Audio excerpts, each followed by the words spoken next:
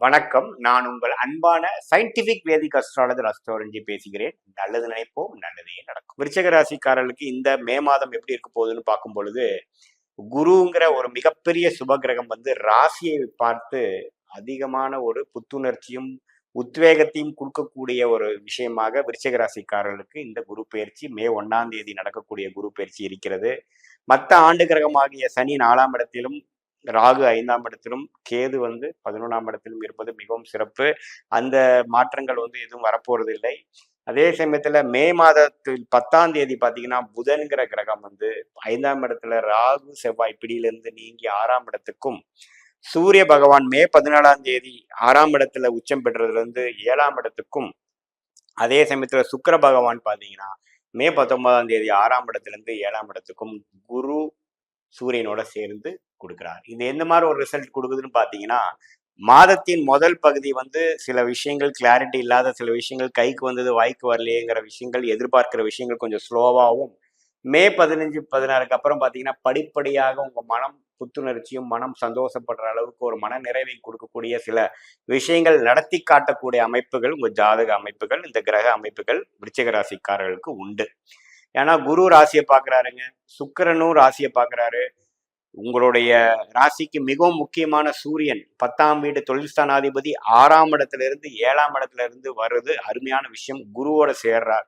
So தொழில் அதிபர்களா இருக்கக்கூடிய விருச்சிக ராசிக்காரர்கள், தொழில் அபிவிருத்தி ஆகிறவங்க கூடிய அமைப்புகள் ரொம்ப நல்லா இருக்கு. சில பார்ட்னர்ஷிப்போட சேர்ந்து பிசினஸை பெருசுப்படுத்துறது, நம்ம ஒரு பெரிய ப்ராஜெக்ட்ல போய் இறங்குறது, அது மாதிரி ஒரு அருமையான இந்த ஆண்டு பலன்களை கொடுக்கக்கூடிய ஒரு விஷயத்துக்கு ஒரு ஆரம்ப கட்ட மாதமாக இந்த மே மாதம் விருச்சிக ராசிக்காரர்களுக்கு உண்டு. ஏன்னா சூரியன் 7ஆம் இடத்துக்கு வந்து குருவோ சுக்கிரனோட சேர்ந்து மே 19ஆம் தேதிக்கு மேல இருக்கக்கூடிய அமைப்பு பார்த்தீங்கன்னா, அந்த மாதத்தின் இறுதி பகுதியில ஒரு நல்ல ஒரு ப்ராஜெக்டையோ நல்ல ஒரு பிளானையோ எக்ஸிக்யூட் பண்ணக்கூடிய அமைப்பு வந்து விருச்சிக ராசிக்காரர்களுக்கு உண்டு.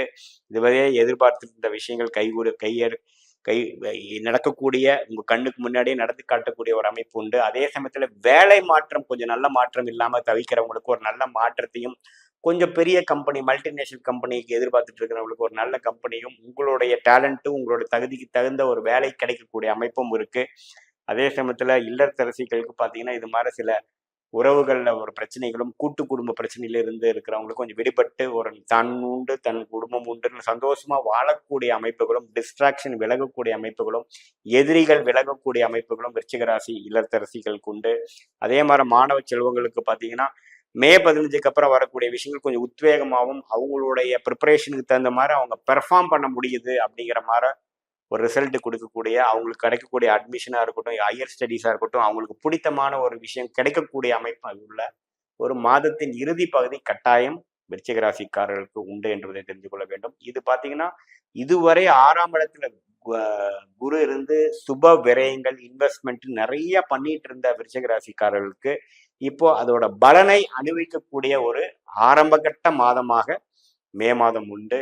இதுவரைக்கும் பண்ணிட்டு இருந்த இன்வெஸ்ட்மெண்ட் இதுக்கு மேல பண்ணாமல் இதுவரை இனிமேல் வந்து அதுல அறுவடை செய்வதும், அதுல இருக்கிற பணத்தை எடுத்து லாபங்கள் பெறக்கூடிய ஒரு அமைப்பு கொடுக்கக்கூடிய ஒரு லாங் டேர்மான ஒரு ஒரு காலகட்டத்துக்கு முதல் கட்ட மாதமாக இந்த மே 2024 விருச்சிக ராசிக்காரர்களுக்கு அமைய போகிறது. அதே சமயத்துல வெளிநாட்டுல கொஞ்சம் கஷ்டப்பட்டு இருக்கிறவங்க எல்லாம் ஒரு நல்ல வேலை கிடைத்து செட்டில் ஆகக்கூடிய அமைப்பு, வேலையை தொழில் செஞ்சுட்டு இருக்கிறவங்களுக்கும் ஒரு நல்ல ஒரு ஸ்டெபிலிட்டி இல்லாதவங்களுக்கும் ஒரு ஸ்டெபிலிட்டி கிடைக்கக்கூடிய அமைப்பு, அவங்களுக்கு எது பண்ணணும் எது பண்ணக்கூடாதுங்கிற ஒரு தெளிவு பெறக்கூடிய ஒரு மாதமாக கண்டிப்பாக விருச்சிக ராசிக்காரர்களுக்கு உண்டு. இப்ப பாத்தீங்கன்னா இதுவரைக்கும் நம்ம பார்த்துட்டு இருந்த பலன்லாம் பொது பலன்கள், அதாவது கோச்சாரத்துல வந்து ஆண்டு கிரகமாகிய ராகு கேது குரு சனி எப்படி இருக்கிறாங்கன்னு பொறுத்தும், மாத கிரகங்கள் என்று சொல்லப்படுகிற சுக்கிரன் புதன் செவ்வாய் இது மாதிரி கிரகங்கள் சூரியன்ல எப்படி இருக்கிறாங்கிற பொறுத்து தான் நம்ம கோச்சாரத்துல பலன் எடுக்கிறோம். பட் உண்மையான விஷயம் பாத்தீங்கன்னா உங்களுடைய ஜென்ம ஜாதகத்துல உங்களுக்கு கிரகங்கள் எப்படி இருக்குது, நீங்க என்ன லக்னம், எந்த சாரத்துல எந்த நட்சத்திரத்துல ஒரு ஒரு கிரகம் இருக்குது, ஆட்சி உச்சங்கள் எப்படி இருக்கிறது, தசாபுக்திகள் எப்படி போயிட்டு இருக்குது, இப்போ கரண்ட்ல என்ன தசாபுக்திகள் நடப்புல இருக்குதுங்கிற பொறுத்து தான் துல்லியமான பலன்கள் எடுத்து இந்த கோச்சார பலன்களும் இந்த தசாபுக்திகளும் மிக்ஸ் பண்ணி பார்க்கணும்.